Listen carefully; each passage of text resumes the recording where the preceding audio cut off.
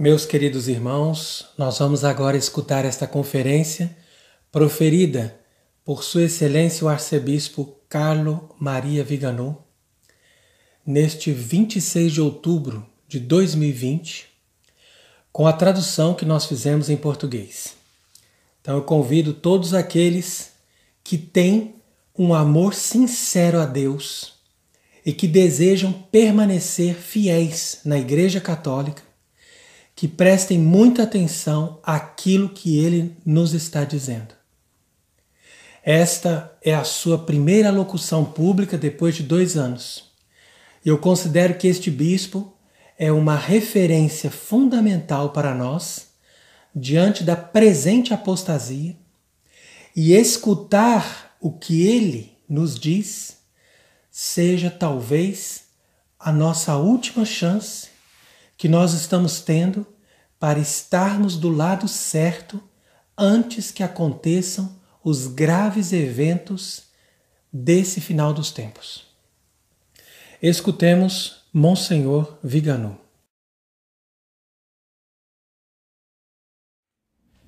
Queridos amigos, antes de começar esta minha palestra, permitam-me estender os meus sinceros cumprimentos a todos vocês.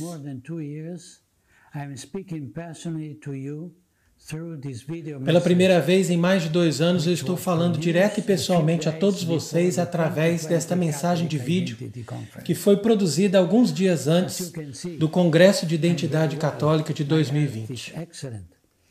Como vocês podem ver muito bem, eu estou bem de saúde e ainda estou muito melhor espiritualmente. Eu agradeço pelas suas preces, pelo apoio e encorajamento que eu recebo de todos vocês. Muitos amigos e irmãos de todo o mundo, estamos juntos, unidos em oração nesta santa batalha na qual somos chamados a lutar. Cada um na sua respectiva missão, somos todos cobertos sob o manto da Santíssima Virgem, Rainha das Vitórias, e sob a proteção de São Miguel, o Arcanjo. Eu gostaria especialmente de agradecer Michael Matt, que amavelmente me convidou com a sua santa perseverança para falar para vocês hoje. Eu acredito que agora é um tempo oportuno para mim para deixar os seguintes esclarecimentos. O tema desta minha palestra é como a Revolução do Vaticano II serve à nova ordem mundial. Nós vivemos em tempos extraordinários. Cada um de nós já provavelmente entendeu que nós vivemos num momento histórico. No tempo em que os eventos do passado, que estavam aparentemente desconectados, agora provam estar inequivocamente conectados.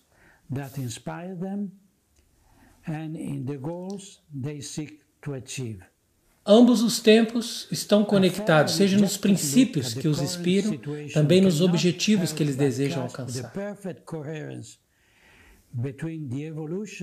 Uma justa e objetiva análise da presente situação deixa perceber a perfeita coerência entre a evolução da estrutura política global e o papel que a atual Igreja Católica tem assumido no estabelecimento da nova ordem mundial.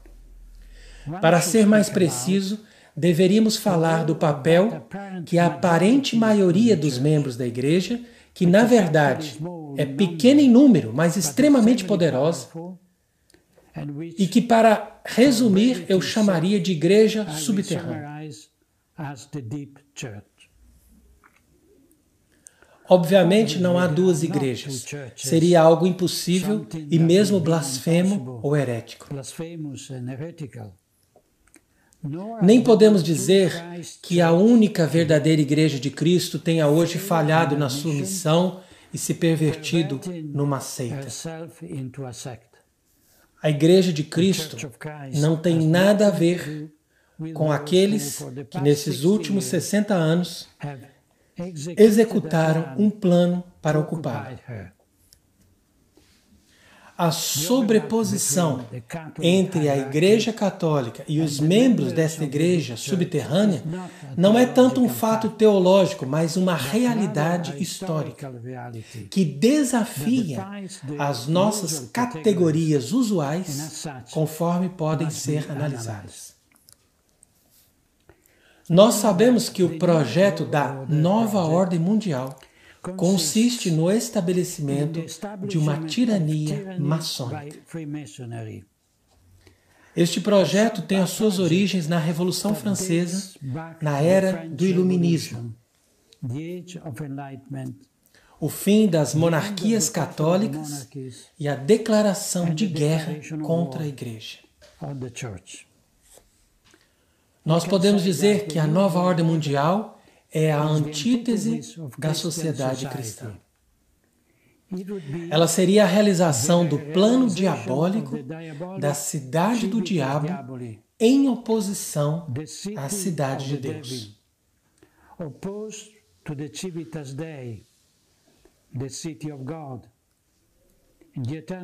Nesta eterna luta entre a luz e as trevas, entre o bem e o mal, entre Deus e Satanás.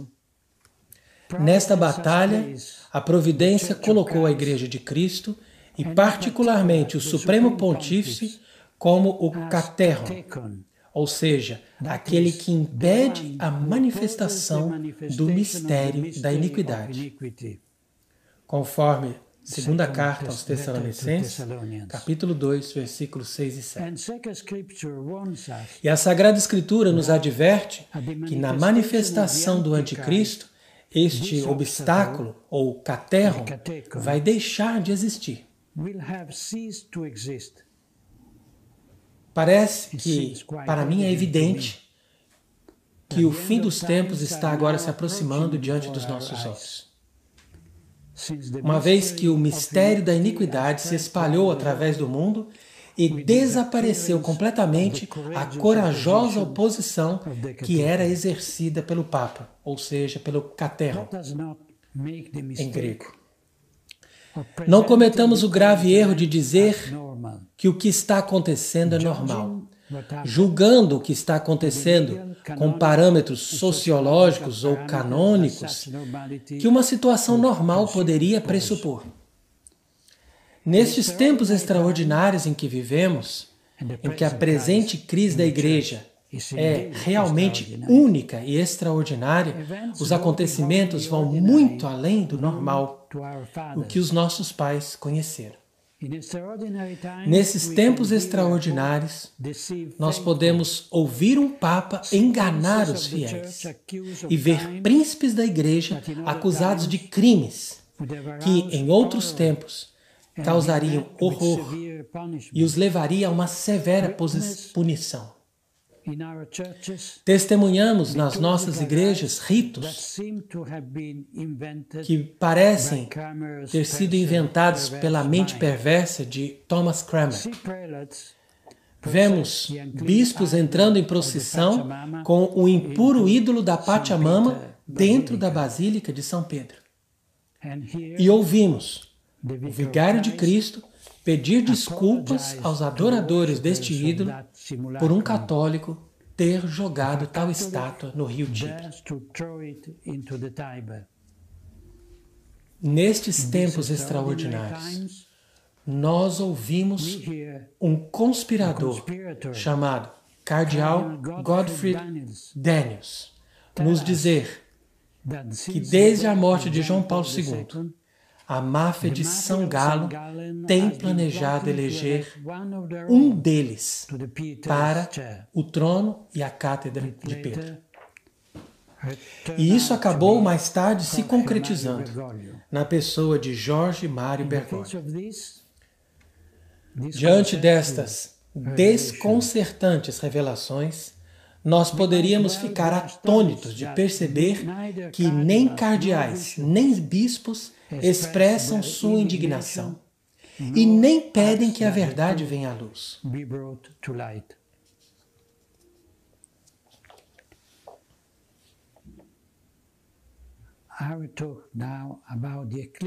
Então agora eu vou falar do eclipse da verdadeira igreja. Nos últimos 60 anos, nós temos testemunhado o eclipse da verdadeira igreja por uma anti-igreja que progressivamente se apropriou do seu nome e que ocupou a Cúria Romana, os seus dicastérios, dioceses e paróquias, seminários e universidades, conventos e mosteiros. A anti-igreja usurpou a autoridade da Igreja Romana e os seus ministros vestiram os seus sagrados paramentos. Esta anti-igreja, usando o prestígio da Igreja Católica, se apropriou dos seus tesouros, das suas contas e das suas finanças. E assim como acontece na natureza, esse eclipse não vem de uma vez. A luz vai passando para as trevas quando um corpo celeste vai se inserindo na frente do Sol. E isso acontece de uma forma lenta, mas num processo inexorável, no qual a Lua, ou seja, esta anti-igreja, segue o seu caminho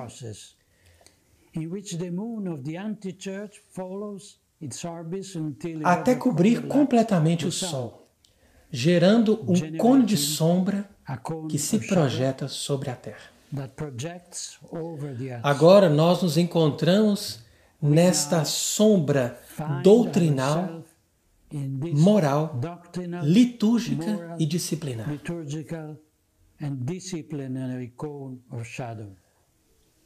Não estamos ainda no eclipse total, que vai acontecer no final desse processo, sob o reinado do Anticristo. Mas é um eclipse parcial, que nos deixa ver apenas uma coroa luminosa da luz do Sol em volta do disco negro do astro que o cobre. O processo que nos levou ao eclipse atual da Igreja começou, sem dúvida, com o modernismo. A anti-igreja seguiu a sua órbita a despeito das solenes condenações do magistério, o qual naquele tempo ainda brilhava com o esplendor da verdade. Mas com o Concílio Vaticano II, as trevas desta nefasta entidade entrou em frente da igreja. Inicialmente obscureceu uma pequena parte, mas as trevas gradualmente foram aumentando. Entretanto, aqueles que viam que o Sol estava se obscurecendo, deduzindo que a Lua iria certamente encobri-lo, foram acusados de ser profetas da desgraça, cujas formas de fanatismo e de intemperança surgiram da ignorância e do preconceito. Esse é o caso do arcebispo Marcel Lefebvre e alguns outros prelados. E a perseguição que eles sofreram confirma, por outro lado, a aguçada visão desses pastores e, ao mesmo tempo, a desarticulada reação dos seus adversários, que, vendo que perdiam seu poder, usaram da sua autoridade para negar as evidências e manter escondidas as suas verdadeiras intenções.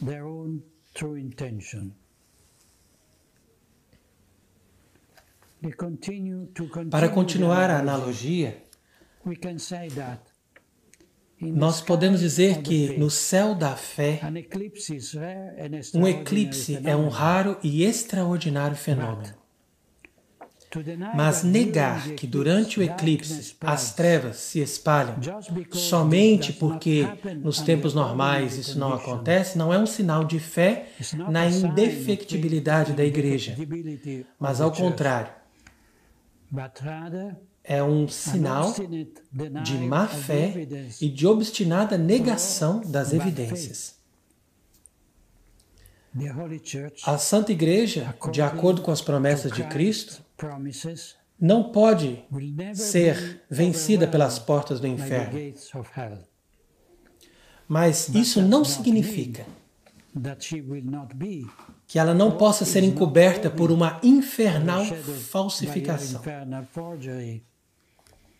ou seja, a anti-igreja. Essa lua, não é por acaso que nós a vemos debaixo dos pés da mulher no livro do Apocalipse. Eu cito: um grande sinal apareceu no céu. Uma mulher vestida do sol, com a lua sob os seus pés e na sua cabeça uma coroa de 12 estrelas. A lua está debaixo dos pés da mulher, que por sua vez está acima de qualquer tipo de mudança, acima de qualquer corrupção terrena e acima do destino do reino terrestre, do espírito desse mundo. E isso acontece porque esta mulher, que é também imagem de Maria Santíssima, e também imagem da igreja vestida de sol, deste sol da justiça que é Cristo. Ela é imune de todo o poder do demônio. Conforme ela toma parte no mistério da imutabilidade do próprio Cristo, como escreveu Santo Ambrósio. Ela permanece sem mancha, seja a sua parte militante, seja aquela que sofre no purgatório, ou seja a parte que já está triunfante no céu. São Jerônimo, comentando essas passagens da Escritura, nos lembra que as portas do inferno são os pecados e os vícios, e especialmente o ensino dos heréticos. Nós sabemos, porém, que mesmo a síntese de todas as heresias representadas pelo modernismo, na sua versão adaptada e atualizada do Concílio Vaticano II, jamais poderá obscurecer definitivamente o esplendor da esposa de Cristo. Mas somente por um breve período de eclipse, que a providência, na sua infinita sabedoria, permite, para tirar disso um bem maior. O abandono da dimensão sobrenatural. Nesta parte da conferência, eu desejaria tratar especialmente da relação entre a revolução do Vaticano II e o estabelecimento da nova ordem mundial. O elemento focal desta análise consiste em destacar o abandono de parte da hierarquia eclesiástica, mesmo do topo desta hierarquia, da dimensão sobrenatural da Igreja e da sua tarefa escatológica.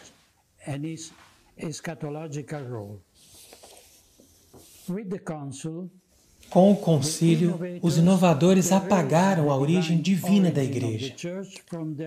Através de uma teologia horizontal, eles criaram uma entidade de origem humana, semelhante a uma organização filantrópica. E a primeira consequência dessa subversão ontológica foi a necessidade de negar que a esposa de Cristo não é e não pode ser objeto de mudança daqueles que exercem a autoridade de vigários em nome do Senhor. A Igreja não é propriedade do Papa, nem dos bispos ou dos teólogos, e, portanto, ela não pode sofrer qualquer atualização ou adornamento. Há rebaixamento no nível de uma empresa que, para ter mais resultados, renova a sua oferta comercial, vende o seu antigo estoque e segue as modas do momento. A Igreja, por seu outro lado, é uma realidade divina e sobrenatural. Ela adapta a sua maneira de anunciar o Evangelho às nações, mas ela nunca pode mudar o seu conteúdo, nem no mínimo jota, como diz Mateus capítulo 5. E nem nega a sua transcendência, abaixando-se a um mero serviço social. Por outro lado, a anti-igreja coloca-se orgulhosamente reivindicando o seu direito de desenvolver um novo paradigma que mude não somente a maneira como a doutrina é exposta, mas a doutrina ela mesma, insistindo que aquilo que o magistério ensina é inútil. Então esses inovadores se arrogam descaradamente o direito de mudar a própria fé. Eles, teimosamente, seguem uma abordagem modernista. De fato, o primeiro erro do concílio consiste principalmente na falta da perspectiva do transcendente. O resultado disso é uma crise espiritual que já é latente e espera por estabelecer o paraíso na Terra, com um horizonte humano e estéril. Na linha desta mesma abordagem se encontra a Fratelli Tutti, que vê o cumprimento dessa utopia social e terrena e que encontra a redenção na fraternidade humana e na paz ecumênica entre as religiões, além de uma acolhida gentil aos imigrantes. Vamos falar agora do senso de inferioridade e de estar ultrapassado. Como eu tenho escrito em outras ocasiões, a revolucionária Nouvelle Teologia, a Nova Teologia, encontrou um terreno fértil num péssimo complexo de inferioridade que estava presente nos bispos reunidos na ocasião do concílio, diante do progresso do mundo. Houve um tempo, no pós-guerra, em que a revolução, levada a cabo pela maçonaria na esfera civil, política e cultural, atingiu a elite católica, persuadindo-a de que estávamos ultrapassados e de que a mudança desses nossos tempos nos obrigaria a uma atualização. Ao invés de se questionarem ou de questionar a sua fé, esta elite, bispos, teólogos e intelectuais,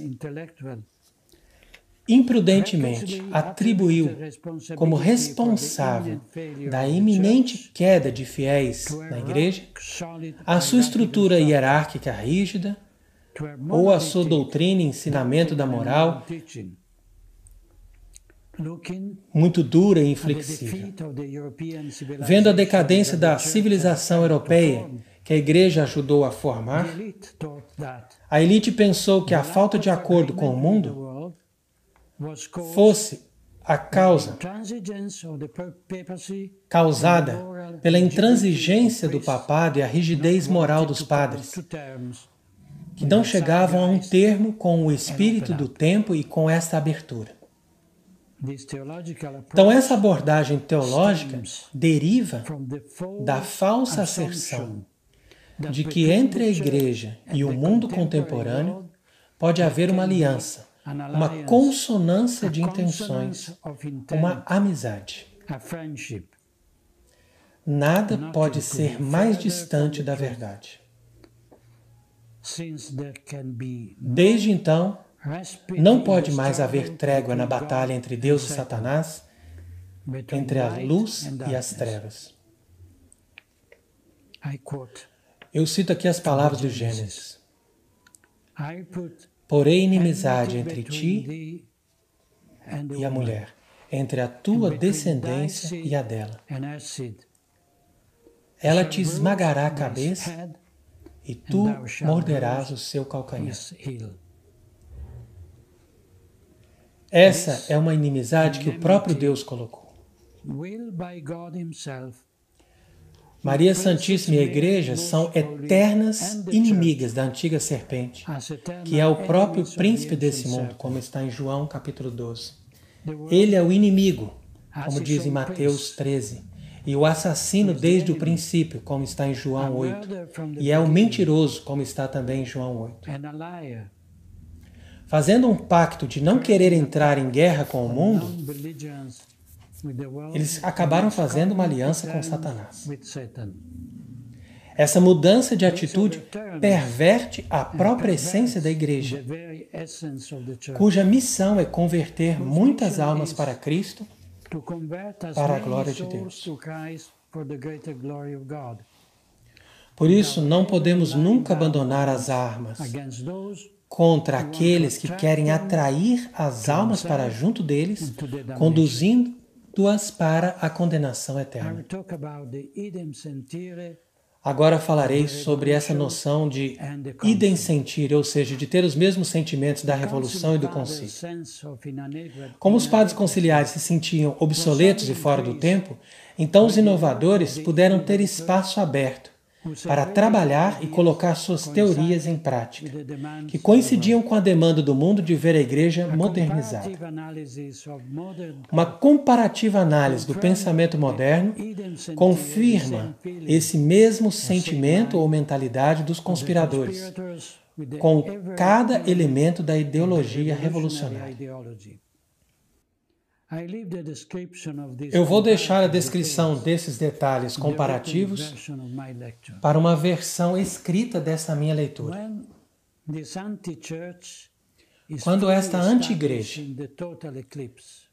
estiver plenamente estabelecida no total eclipse da Igreja Católica, a autoridade desses seus líderes, ou seja, dos chefes dessa anti-igreja, vai estar totalmente dependente e subordinada ao poder da nova ordem mundial, que, por sua vez, não vai tolerar nenhuma divergência do seu próprio credo e da sua vontade, e implacavelmente vão taxar de dogmatismo, fanatismo e fundamentalismo qualquer sacerdote ou intelectual que os critique ou que permaneça fiel ao magistério.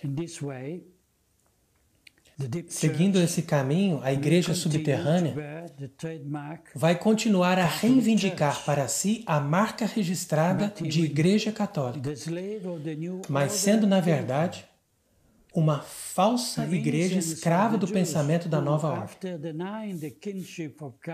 Ela se apresenta como aquela sinagoga dos judeus que, depois de ter negado o reino de Cristo diante de Pilatos, foi escravizada pela autoridade civil daquele tempo. Nós não temos outro rei senão César. Hoje é César que nos comanda. Ele é o mesmo que nos manda fechar as igrejas, usar máscara e suspender celebrações sob o pretexto de uma falsa pandemia. O regime comunista persegue os católicos chineses e ninguém escuta nada senão o silêncio de Roma. Brevemente, um novo Tito saqueará o templo conciliar, transportando o que resta para algum museu, e a divina vingança vai cair sobre eles. E será pelas mãos dos pagãos que esse castigo vai ser novamente consumado.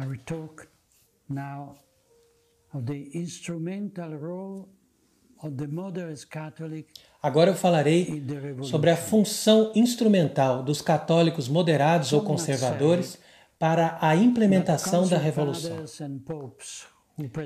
Alguns poderão dizer que os padres conciliares e os papas que presidiram o concílio não se deram conta das consequências daquilo que eles estavam provando nos documentos do Vaticano II para o futuro da Igreja.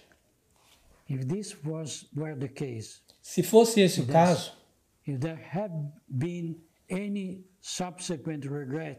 Ou seja, se eles tivessem tido algum arrependimento posterior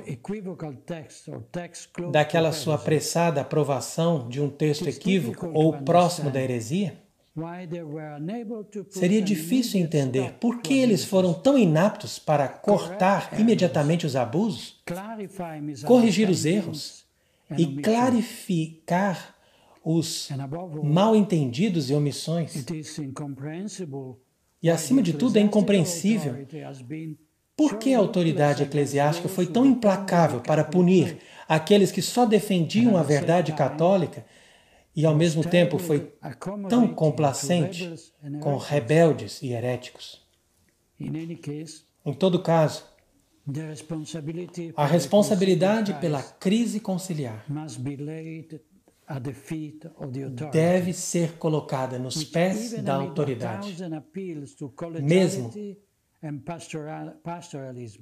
que entre milhares de apelos de colegialidade e pastoralidade, guardou de forma ciumenta as suas próprias prerrogativas, exercendo seu poder sempre numa única direção, ou seja, contra o pequeno rebanho fiel e nunca contra os verdadeiros inimigos de Deus e da Igreja. Em raríssimas exceções, um teólogo herético ou um religioso revolucionário mais radical foram censurados pelo Santo Ofício. Entretanto, para nossa trágica confirmação de que a regra foi enforcada durante décadas, estes mesmos, para não citar muitos deles, em tempos mais recentes, foram reabilitados sem nenhuma abjuração dos seus erros. E mesmo foram promovidos a alguma posição institucional na Cúria Romana ou em alguma universidade pontifícia. Esta é a realidade que emerge conforme eu descrevi acima. Entretanto, nós sabemos que, além da ala progressista do concílio e da ala tradicionalista católica, existe uma grande parte do episcopado, do clero e dos fiéis que procuram encontrar uma distância razoável entre aquilo que eles consideram dois extremos. Eu falo daqueles que se denominam conservadores. Eles são uma espécie de coluna do meio, do corpo eclesial, que acabam por carregar baldes de água, ou seja, acabam prestando serviço para os revolucionários. Porque enquanto, ao mesmo tempo que eles rejeitam os excessos, eles partilham dos mesmos princípios e acabam não entendendo o que é ser católico. O erro e a mentira dos conservadores está no fato deles colocarem uma conotação negativa no tradicionalismo, o colocando simplesmente como um lado oposto do progressismo. Essa via média, ou esse caminho medíocre, consiste em arbitrariamente colocá-los não entre dois vícios, mas entre a virtude e o vício.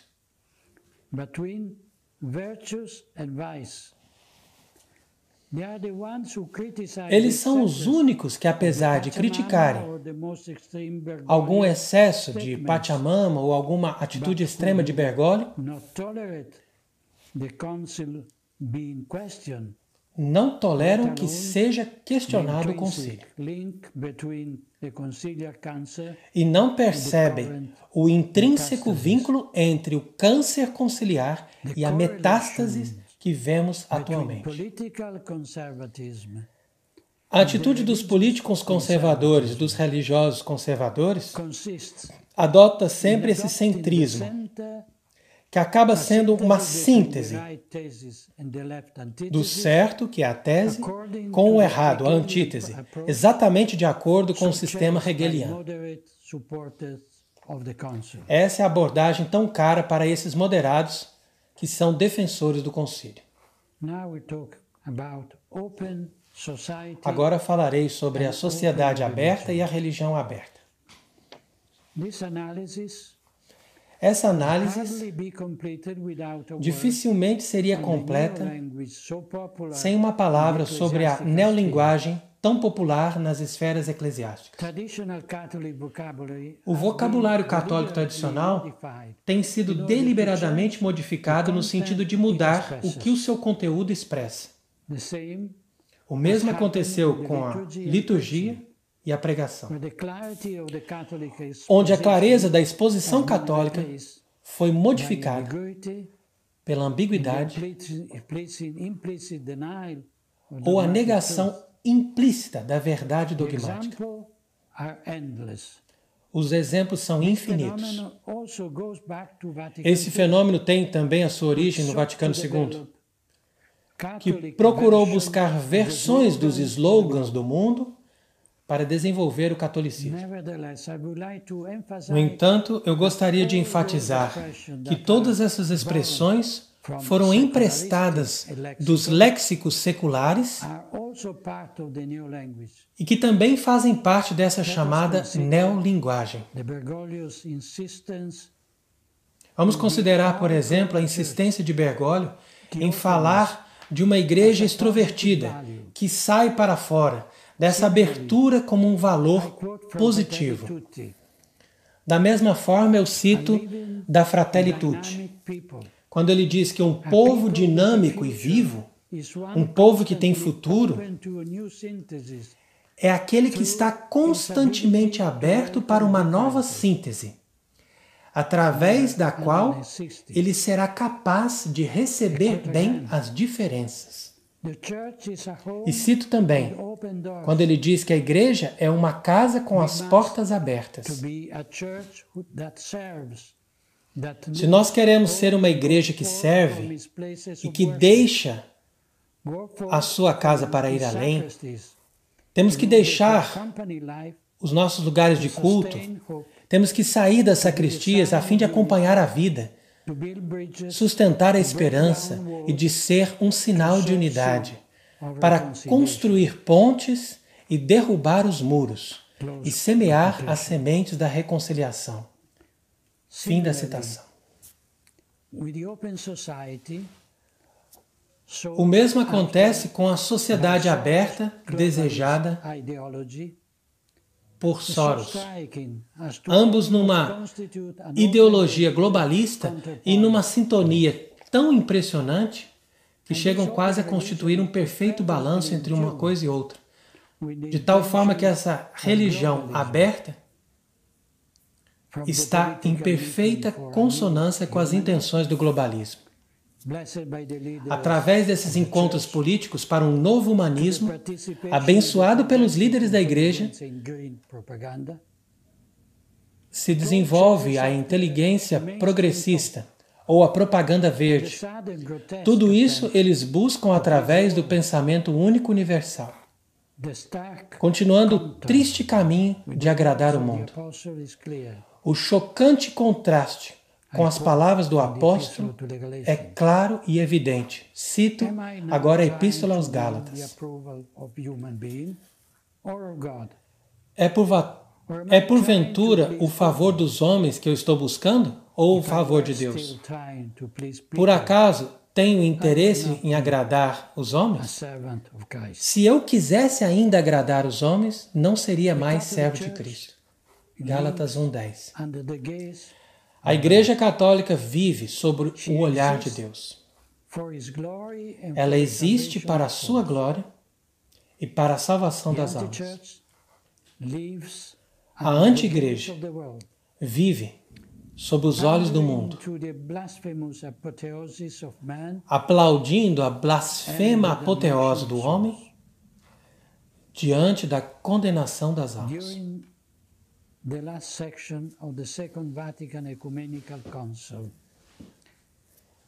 Durante a última sessão do Segundo Concílio Ecumênico do Vaticano, diante de todos os padres conciliares, essas palavras de assombro ressoaram na Basílica do Vaticano. Eu cito: a religião, que é o culto de Deus que se fez homem, encontrou a religião do culto do homem que deseja ser como Deus. E o que aconteceu? Houve um choque? Uma batalha? Uma condenação? Tudo isso poderia acontecer, mas não aconteceu. Aquela antiga história do bom samaritano foi exemplo e norma segundo os quais se orientou o nosso concílio. Um sentimento, uma simpatia sem limites para com o ser humano penetrou totalmente o concílio. A descoberta e a consideração renovada das necessidades humanas, que são tanto mais molestas quanto mais se levanta o filho desta terra, absorveram toda a atenção deste concílio.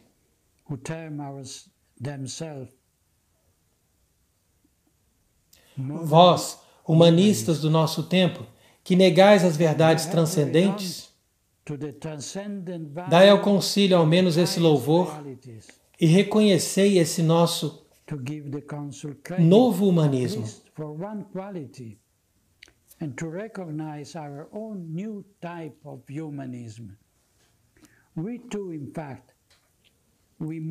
Também nós, e nós mais do que ninguém, fazemos o culto do homem. Sermão de Paulo VI. Ora, essa simpatia é a própria imagem do concílio e a imagem dessa nova religião que é a anti-igreja. A anti-igreja nasce da união impura entre a igreja e o mundo, entre a Jerusalém celeste e a Babilônia infernal. Notai bem, a primeira vez que um pontífice mencionou as palavras novo humanismo foi nessa sessão final do Vaticano II. E hoje nós vemos essa expressão repetida como se fosse um mantra por aqueles que a usam como uma perfeita e coerente expressão da sua mente revolucionária forjada no concílio. Sempre em vista dessa comunhão de intentos entre a nova ordem mundial e a anti-igreja. Devemos também nos lembrar do Pacto Global da Educação, um projeto designado por Bergoglio para ser promovido em colaboração com as Nações Unidas. Cito, para promover uma mudança de dimensões planetárias, precisamos começar pela educação, que é a criadora de fraternidade, de paz e de justiça. Especialmente nesses tempos marcados pela pandemia. Fim de citação. Este projeto foi apoiado e difundido por todas as instituições educacionais pela Congregação para a Educação Católica através de uma carta que deixa explícita a referência à Constituição Conciliar Gaudium et Spes. Esse Pacto Global de Educação, eu cito, é um processo de formação de relações e de cultura que nos levam ao entendimento de que temos uma casa comum com todas as criaturas. Um só povo que é formado na lógica da comunhão e da solidariedade.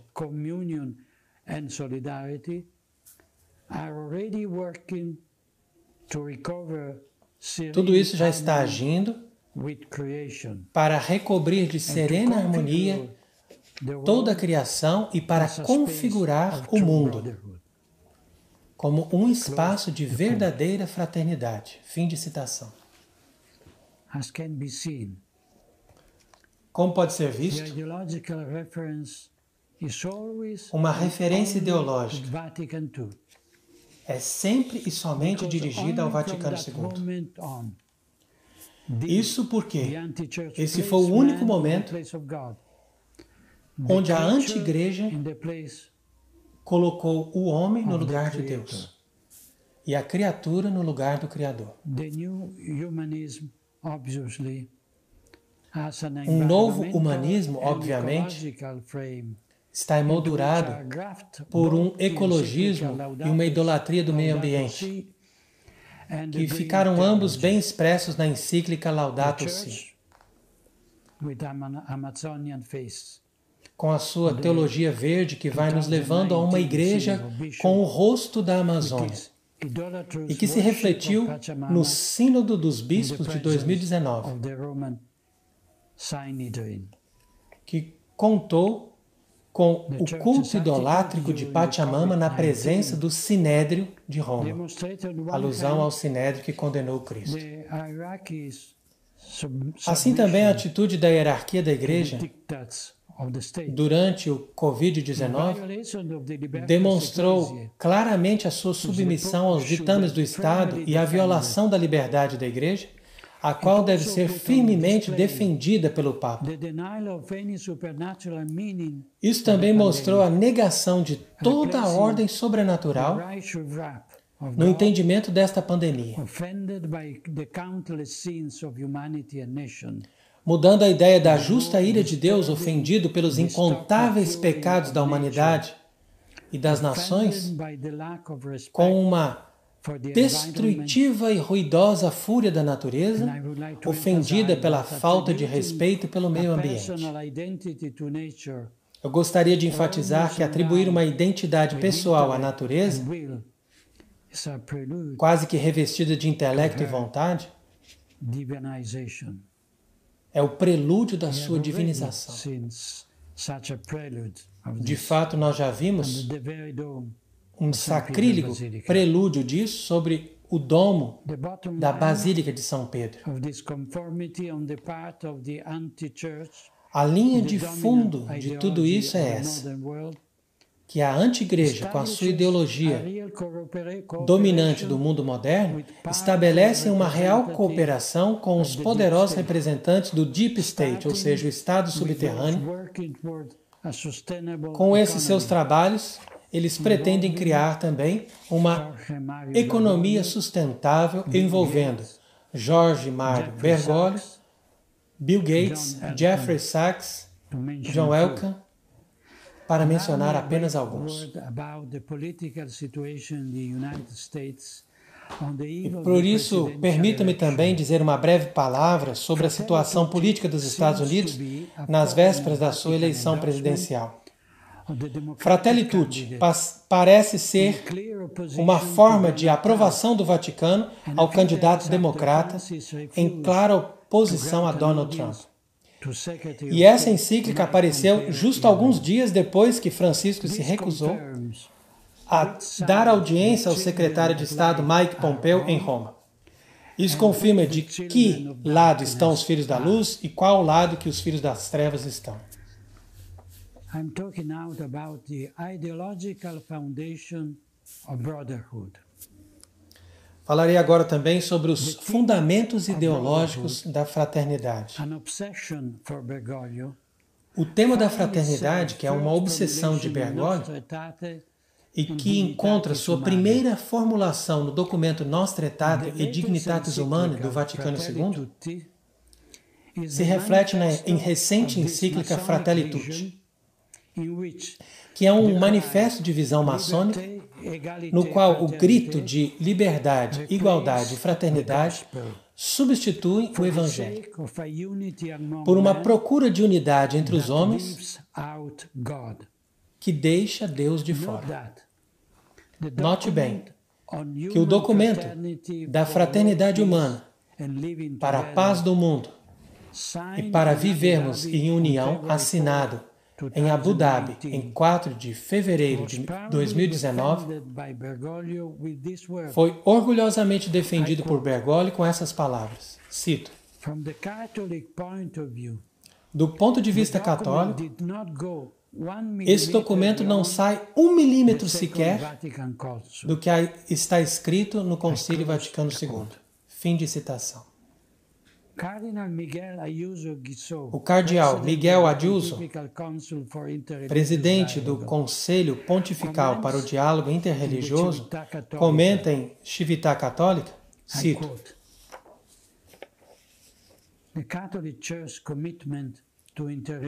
o compromisso da Igreja Católica para o diálogo interreligioso, o qual abre o caminho para a paz e a fraternidade, é parte da nossa missão religiosa e tem suas raízes no evento do concílio. Fim de citação. Mais uma vez eu insisto. O câncer do Vaticano II é de fato a origem da metástase bergoliana. E o fio da meada que une o concílio com o culto da Pachamama também passa por Assis. Como meu irmão no episcopado Atanásio Schneider corretamente apontou numa de suas recentes intervenções. E falando da anti-igreja, o arcebispo Fulton Sheen descreve o anticristo, eu cito, através da sua religião da fraternidade, sem que haja paternidade do Deus verdadeiro, o anticristo irá seduzir até mesmo os eleitos. Fim da citação.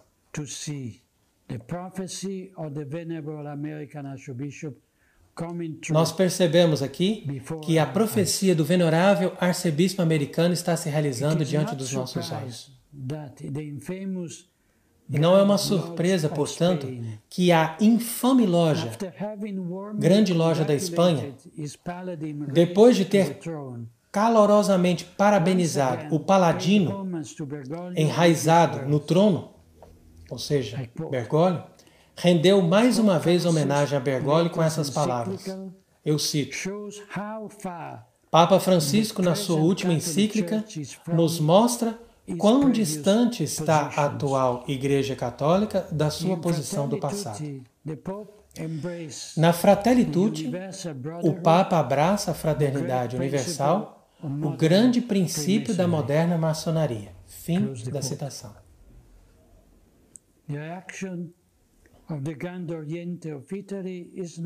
A reação da loja Grande Oriente da Itália não foi diferente. Cito: estes são os princípios da maçonaria, que ela sempre procurou e defendeu para a elevação da humanidade. Fim da citação. Eu ainda vos lembro que nos documentos maçônicos da Alta Venda, desde o século XIX, se deixa claro que uma infiltração de maçons dentro da igreja foi bem planejada. Eu cito o documento. Vocês também devem conquistar amigos e levá-los até os pés da Sé Apostólica. Vocês irão pregar os princípios da revolução com a tiara e a capa, em procissão, sob a cruz e os estandartes, e nesse dia a revolução precisará de muito pouco para colocar fogo nos 4 cantos do mundo. Agora eu vou falar da relação de causa e efeito. A filosofia nos ensina que uma causa sempre corresponde a um certo efeito. Nós temos observado que as intenções do Vaticano alcançaram seu desejado efeito, dando uma forma concreta para aquele ponto de partida antropológico que hoje levou à apostasia desta anti-igreja, que está eclipsando a verdadeira Igreja de Cristo. Nós podemos, entretanto, entender que, se queremos desfazer os efeitos prejudiciais que vemos diante de nós, é necessário e indispensável remover os fatores que o causam. Esse é o nosso objetivo. É claro que aceitando, ou ao menos parcialmente aceitando aqueles princípios revolucionários, nossos esforços seriam inúteis e contraprodutivos. Temos, portanto, que ser claros sobre os princípios que devemos seguir a fim de atingir os objetivos. Mas temos que ser bem conscientes que a obra da restauração não se admite exceções para os princípios. Precisamente porque, se não temos os princípios bem estabelecidos, não temos nenhuma chance de conseguir fazer. Por isso, vamos deixar aqui bem definido de uma vez por todas ao que concerne esse tema, ou seja, de que existe uma presumida bondade do concílio, de tal forma que haja uma separação entre o desejo dos bispos que ali se reuniram e a letra e o espírito do Vaticano II. Que exista uma distinção entre o magistério que foi ali apresentado e a prática que veio depois. Ou da hermenêutica da continuidade e aquela da ruptura. Não é assim isso de forma alguma.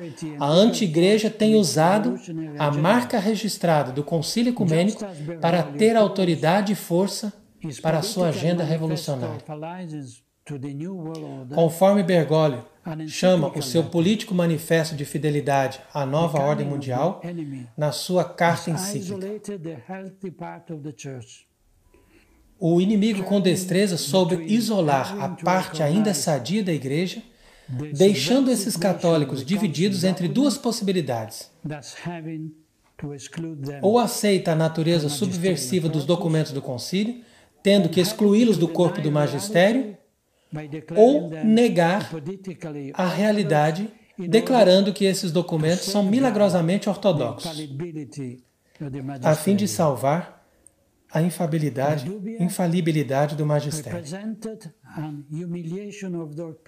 O episódio das dúbias representou uma humilhação daqueles príncipes da igreja que, sem desatar os vínculos da doutrina, chamaram a atenção do Romano Pontífice. Bergoglio não respondeu, precisamente porque ele não quis negar ou confirmar os erros implícitos ou se expor com o risco de ser declarado herético e perder o papado.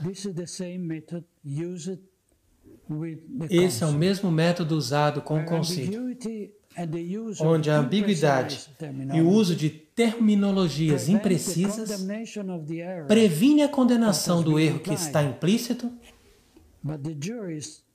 mas o jurista sabe muito bem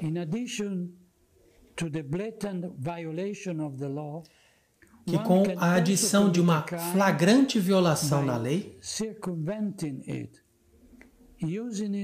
uma pessoa comete um crime de se apoderar da lei e usá-la para uma má finalidade. Contra legem fit, quod infraudem legis fit. O latim diz que aquele que frauda a lei é contra a lei. Então, para concluir, o único meio de vencer essa batalha é voltar àquilo que a igreja sempre fez e parar de fazer aquilo que a anti-igreja pede para nós hoje e que é exatamente aquilo que a verdadeira igreja sempre condenou. Ponhamos nosso Senhor Jesus Cristo, Rei e Sumo Sacerdote, no centro da vida da igreja e, antes disso, no centro da nossa própria vida, das nossas comunidades, das nossas famílias. Vamos restaurar a coroa de Nossa Senhora, Maria Santíssima, Rainha e Mãe da Igreja. Vamos voltar a celebrar a Santa Liturgia tradicional, dignamente, e com a mesma Missa dos Santos, e não com as divagações dos heréticos e modernistas.